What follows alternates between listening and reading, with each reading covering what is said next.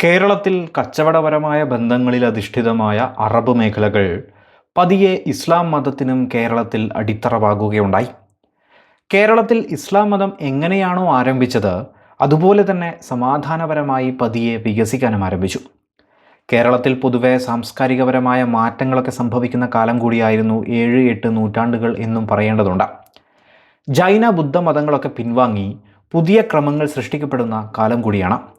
ഈ ഒരു കാലഘട്ടത്തിൽ കേരളത്തിൻ്റെ തീരമേഖലയിലെ കച്ചവട ഇടങ്ങളിലേക്ക് കച്ചവടം എന്ന നിലയിലെത്തുന്ന അറബികൾ അവർക്ക് നൽകിയ ഇടങ്ങളിൽ തികച്ചും ശാന്തമായ രീതിയിൽ തന്നെ വളർച്ച ഉണ്ടാവുകയായിരുന്നു. കേരളത്തിൽ അന്ന് നിലവിലിരുന്ന ഭരണമേഖലകൾക്ക് വലിയ ഗുണം നൽകിയിരുന്ന കച്ചവട മേഖലയായതുകൊണ്ട് തന്നെ മാപ്പിളമാർക്ക് ആ കാലത്ത് സ്വാധീനവും പിന്തുണയുമൊക്കെ ലഭിക്കുകയും ചെയ്തു.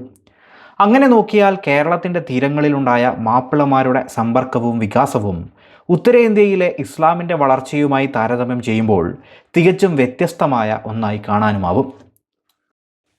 അപ്രകാരം അധിനിവേശ ചരിത്രങ്ങളില്ലാതെ പകരം പരസ്പരമുള്ള സാമ്പത്തിക താൽപ്പര്യങ്ങളും മതസഹിഷ്ണുതയിൽ അധിഷ്ഠിതമായ സമൂഹവും നിലകൊണ്ടിരുന്ന ഈ നാട്ടിൽ പരസ്പര സ്വാധീനത്തിനും മറ്റും അവർ ഇവിടെ നിലകൊള്ളുകയാണുണ്ടായത്.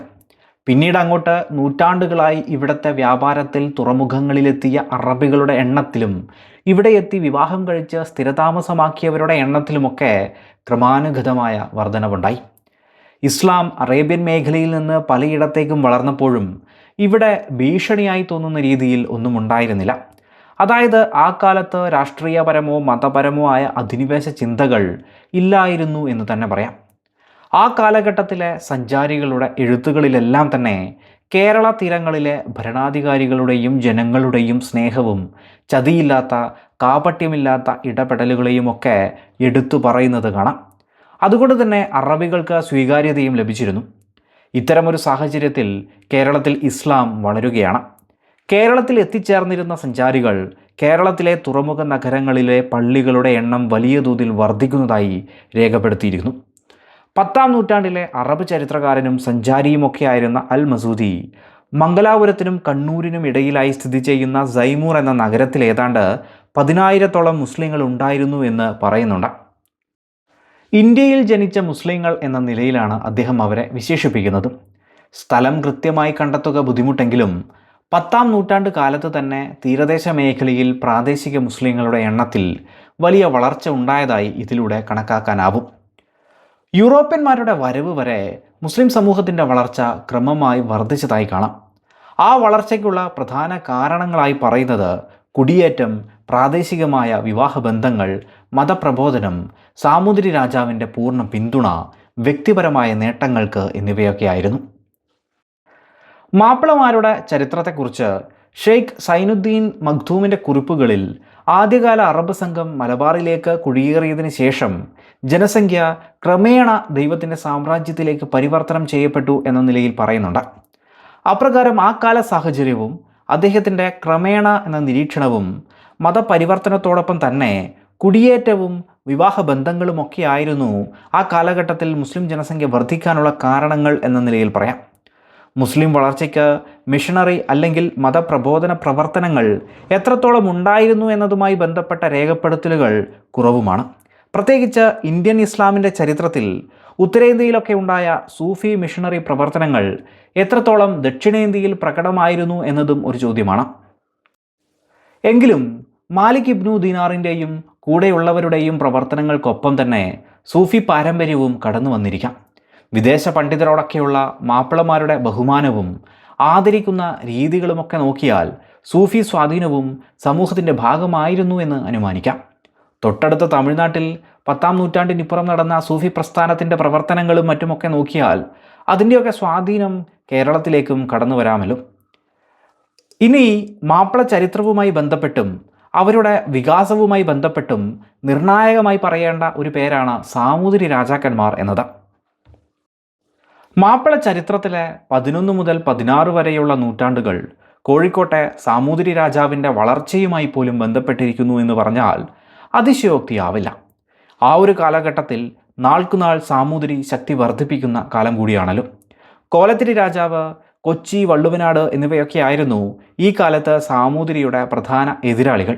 പലപ്പോഴും അതിർത്തി മേഖലകളിൽ ഏറ്റുമുട്ടലുകൾ നടക്കുകയും ഓരോരുത്തരുടെയും അതിരുകൾ പല രീതിയിൽ മാറി മറിയുകയും ഒക്കെ ചെയ്തിട്ടുണ്ട്. എങ്കിലും 13-ാം നൂറ്റാണ്ടിനൊക്കെ ഇപ്പുറം കേരള മേഖലയിലെ ശക്തനായ രാജാവായി സാമൂതിരി ഉയർന്നു വരികയുണ്ടായി. സാമൂതിരിയുടെ ഈ വളർച്ചയ്ക്ക് ഒരു വലിയ സഹായകമായത് സാമൂതിരിക്ക് മാപ്പിളമാരും അറബ് വ്യാപാരികളും തമ്മിലുണ്ടായിരുന്ന ശക്തമായ സഖ്യമായിരുന്നു. നേരത്തെ പറഞ്ഞതുപോലെ അറബ് മേഖലകളുമായി ഉണ്ടായിരുന്ന ബന്ധം കച്ചവടപരമായിരുന്നല്ലോ. ഇതിൽ സാമ്പത്തികമായി ഇരുഭാഗത്തിനും വലിയ ലാഭവും ഉണ്ടായിരുന്നു. അറബികൾ അറബിക്കടലിലെ വ്യാപാരത്തിന്മേൽ പൂർണ്ണമായ നിയന്ത്രണം സ്ഥാപിക്കുകയും മറ്റു മേഖലകളിലേക്കുള്ള കച്ചവടത്തിന് പോലും തങ്ങൾ ഇടനിലക്കാർ എന്ന നിലയിൽ ശക്തി വർദ്ധിപ്പിക്കുകയുമുണ്ടായി. ഈ വഴിയിൽ ചരക്ക് നികുതിയിലൂടെ സാമൂതിരിയുടെ വരുമാനവും കുത്തനെ വർദ്ധിച്ചു. അതിനോടൊപ്പം തന്നെ തൻ്റെ സാമ്രാജ്യത്വ വികസന നയത്തിൽ നിലകൊണ്ടിരുന്ന സാമൂതിരിക്ക് പരമ്പരാഗതമായി ഉണ്ടായിരുന്ന നായർ പടയാളികൾക്ക് പുറമേ വിശ്വസ്തരായ ഒരു അധിക സൈന്യത്തെ കൂടെ അറബ് ബന്ധത്തിലൂടെ ലഭിക്കുകയുണ്ടായി. കേരളത്തിൽ സാമൂതിരിക്ക് ലഭിച്ച സ്വീകാര്യതയും എടുത്തു പറയേണ്ടതാണ്.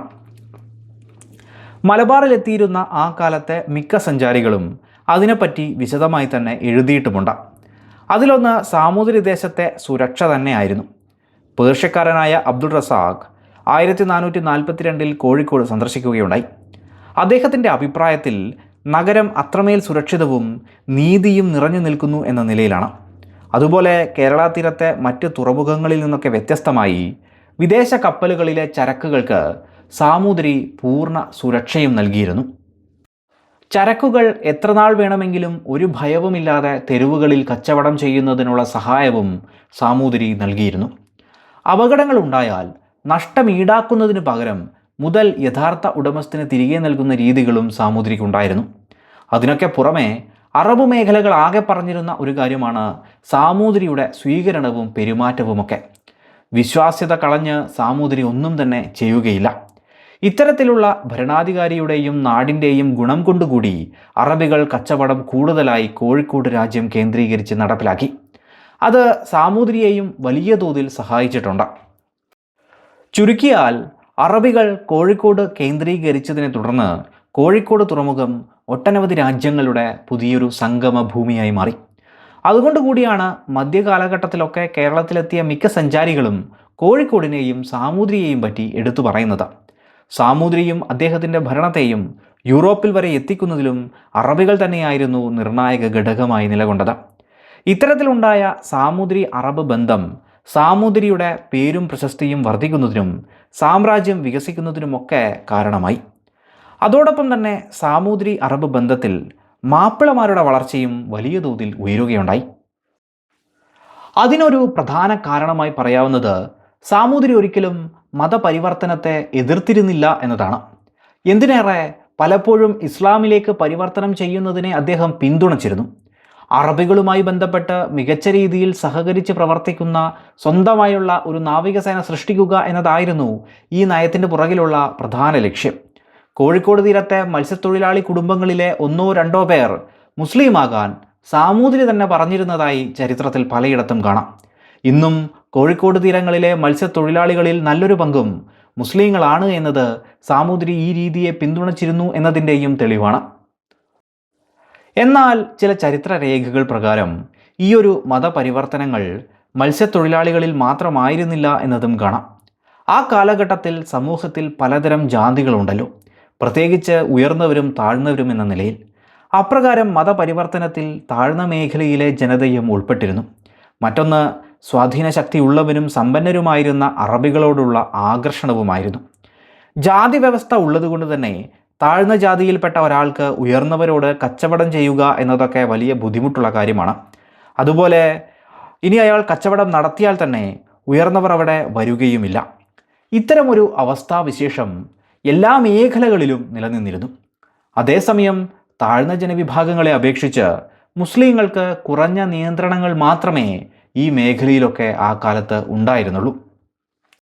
1500 കാലത്തിനിപ്പുറം ഇന്ത്യയിലെത്തിയ പോർച്ചുഗീസ് സഞ്ചാരിയും ചരിത്രകാരനുമൊക്കെയായ ഗാസ്പർ കൊറിയ ഇതിൽ നിർണായകമായ നിരീക്ഷണങ്ങൾ നടത്തുന്നുണ്ട്. അദ്ദേഹത്തിൻ്റെ നിരീക്ഷണങ്ങളിൽ നായന്മാർ ആരും തന്നെ മുസ്ലിമായി മാറാറില്ല എന്നും താഴ്ന്ന ജാതിയിൽപ്പെട്ടവരാണ് മുസ്ലിം ആവുന്നത് എന്നും പറയുന്നുണ്ട്.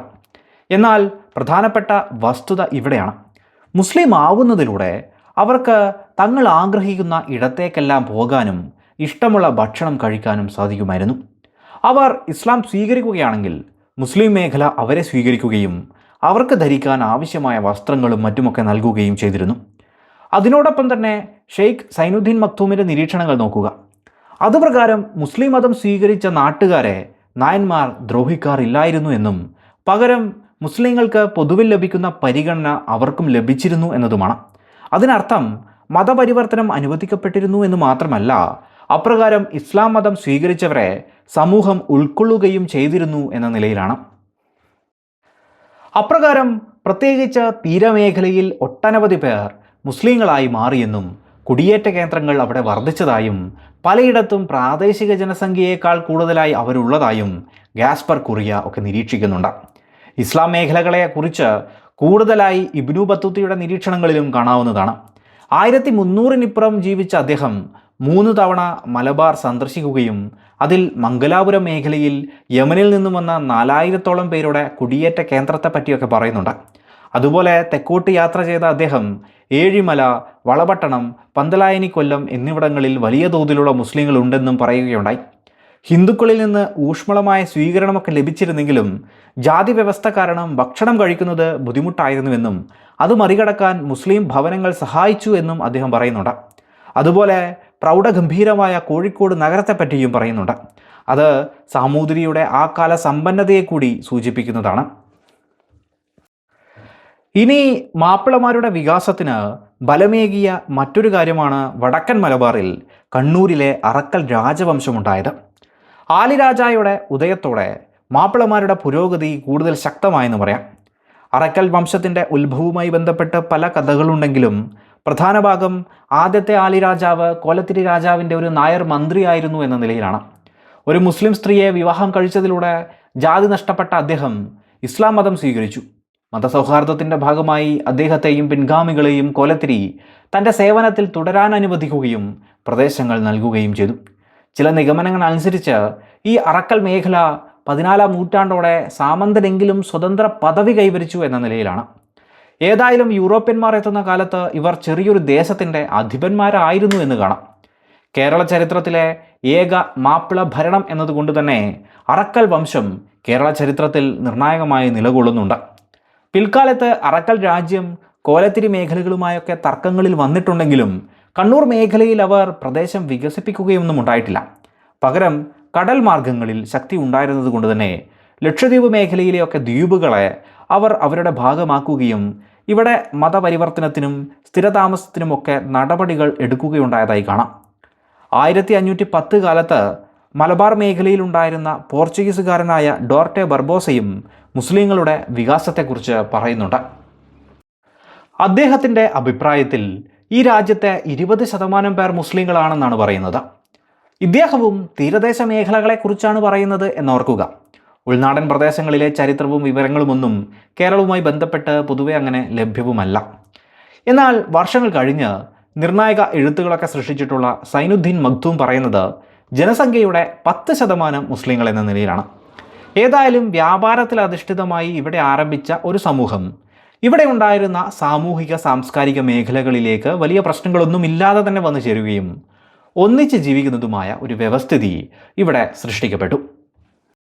പിന്നീട് പാശ്ചാത്യ ശക്തികളുടെ വരവ് വരെ താൽക്കാലികമായി താമസിക്കാൻ വന്ന വിദേശ അറബ് നിവാസികളിൽ നിന്നൊക്കെ വ്യത്യസ്തമായി മാപ്പിളമാർ തനതായ ഒരു രീതി സൃഷ്ടിച്ചെടുത്തു. പ്രത്യേകിച്ച് മലബാറിൻ്റെ തീരമേഖലയിൽ അവരുടെ സമൂഹങ്ങൾ വർദ്ധിക്കുകയുമുണ്ടായി. ഏതായാലും നൂറ്റാണ്ടുകളുടെ ചരിത്രം പറയുന്ന ഈ മുസ്ലിം സമൂഹം ക്രമാനുഗതമായി തന്നെ ഇവിടെ വർദ്ധിക്കുകയുണ്ടായി.